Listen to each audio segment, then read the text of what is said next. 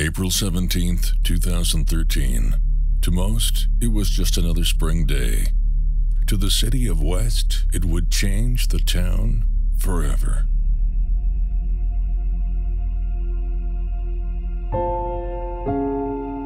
The night of the explosion, I was at home with my family on South Harrison Street, watching a baseball game and eating a piece of pizza. We were at regional track meet. Well, I originally got the call when I was at home. My role that day was just as a firefighter, and I responded straight to the scene. I had just finished mowing the yard, so I was not listening to a radio, and so I said, no, I really wasn't. He said, well, I believe they have a fire in West. So that was the first notification, and at that point then, I said, well, I probably need to change clothes, and they'll probably be calling for me. I was actually in the house, standing near the front door where the windows were, and Stephen was outside in front of a neighbor's house. I was at home watching television.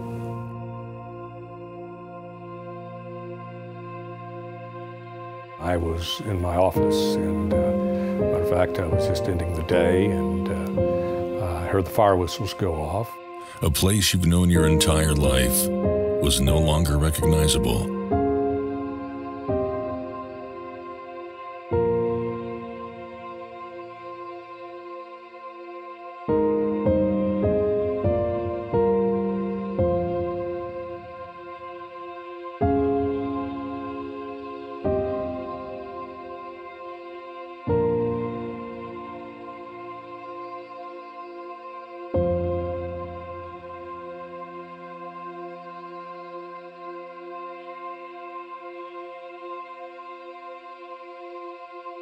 So the question is, what next? Where do you start? How do you move forward? With a close-knit town where almost everyone knows everyone else, its residents turn to their city council for guidance. Their mayor, Tommy Mushka, recalls the first days of the rebuild. We convened at 9 o'clock that next morning with the full council there, and started going over systematically the problems that we were faced with. That being evacuation, that being quartering off the north side of town. Also, the utilities were damaged. Water was off, utility, gas, electrical. And so we looked at each one of those and started to find solutions for them. The next morning, we met with the city council. We sat down and said, look, this is what we need to do, and started talking about the things that we were going to have. For example, the ability to orchestrate some type of reentry plan, debris management plan, some codes, some ordinances. So the council and everybody in that room, they got it. They knew how bad it was. They were impacted by this as well. So they allowed me the privilege of being essentially the representative for them through that process. The morning of the 18th at the emergency called board meeting was a very emotional time. Certainly we had friends that were lost, and we knew we had students who had lost their loved ones. We knew that we had staff persons that we anticipated had lost their loved ones. It wasn't all business whenever we first started. It was a very emotional time, but we probably spent 30 minutes grieving, and then started formulating the plan of what we needed to do. And the first thing that we needed to do was to provide a sense of normalcy for the students of our school district. Our first steps in replacing the facility once the federal government, state fire marshal association allowed us to get in to evaluate our building, and then started the process there of trying to recoup what we could and start all over.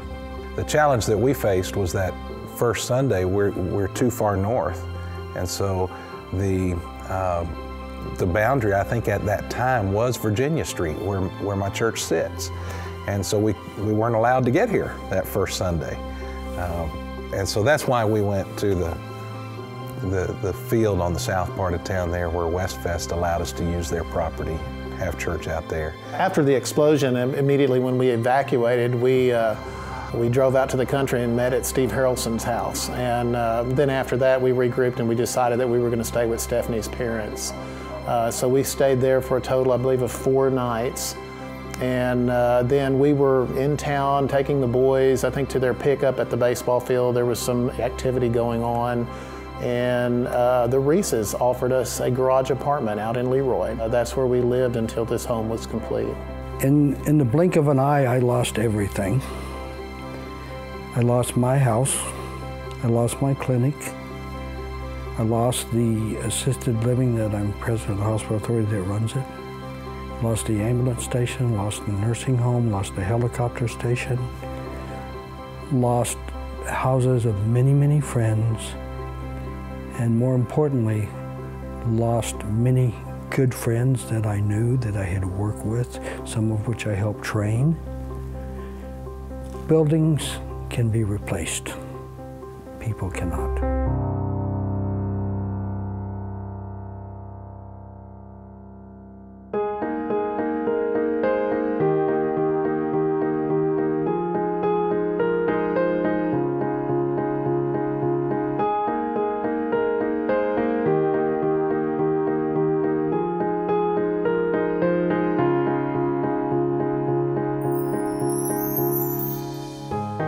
As architects, as designers, as landscape designers, these are the types of things that we do. The physical place, the creating of place, and sometimes even helping to improve the quality of life of people. We would hope that we would never have to work under these types of conditions again, because these types of conditions have meant there has been loss, there has been a real negative impact. But being able to work under these types of conditions, now what can we bring to the table? And hopefully that can be something of hope, something that can be of a way forward, and an opportunity to really make things better than they were before. Not that they're going to be normal, but yes, even as the mayor said today, he is not in a position and he does not want to let this impact define who the city is. So the mayor, the citizens, the community, clearly, from our understanding, has embraced a way of how we move forward.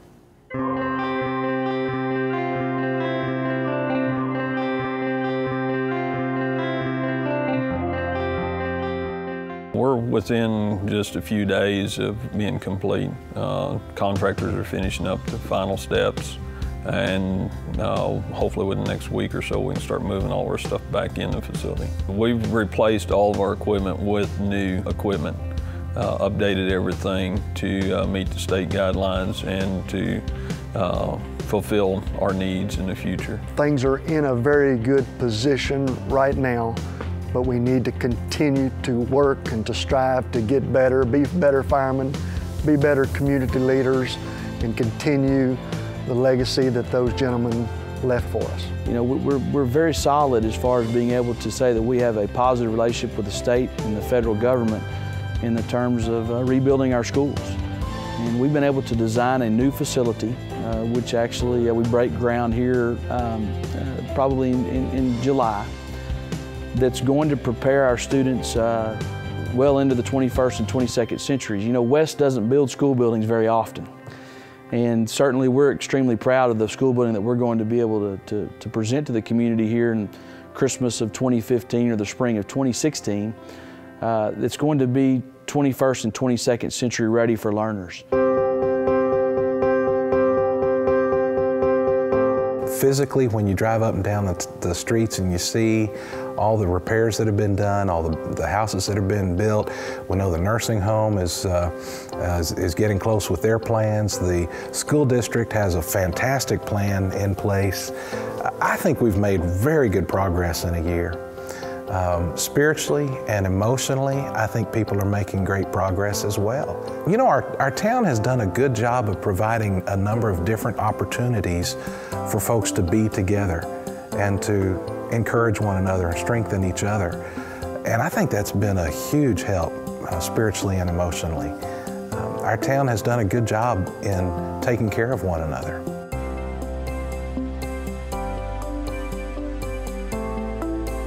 RSVP is a federal program. MCC has been the contract holder for almost 20 years now.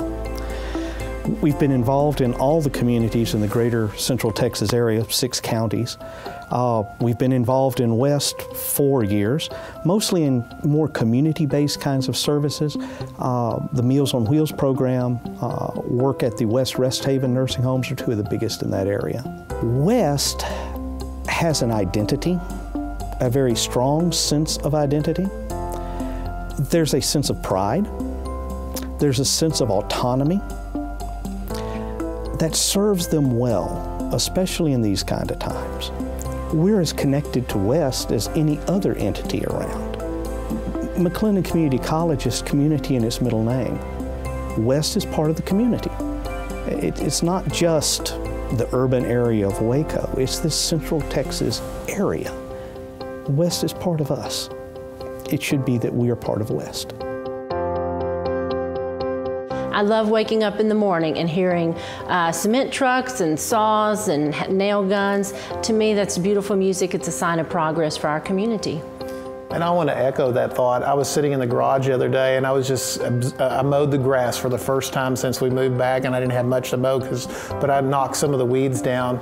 And I was sitting in the garage in a lawn chair, and you could hear the birds chirping, you could hear some people talking, there was cars driving through the neighborhood, you could hear the saws, you could hear people doing construction. The community in this part of town is coming back to life.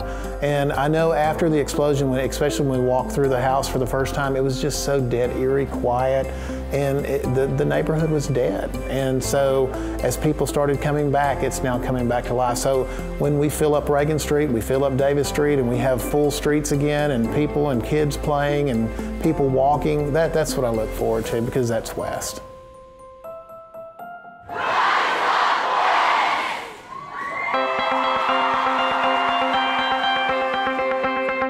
Our future is bright.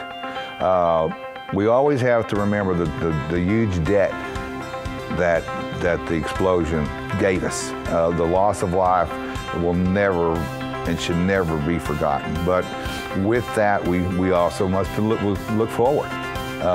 As I said last night, if you look backwards, you're going to stumble and fall. And that's a perfect analogy of what I think this city is doing, and that is moving forward. These people are rebuilding their lives, their homes.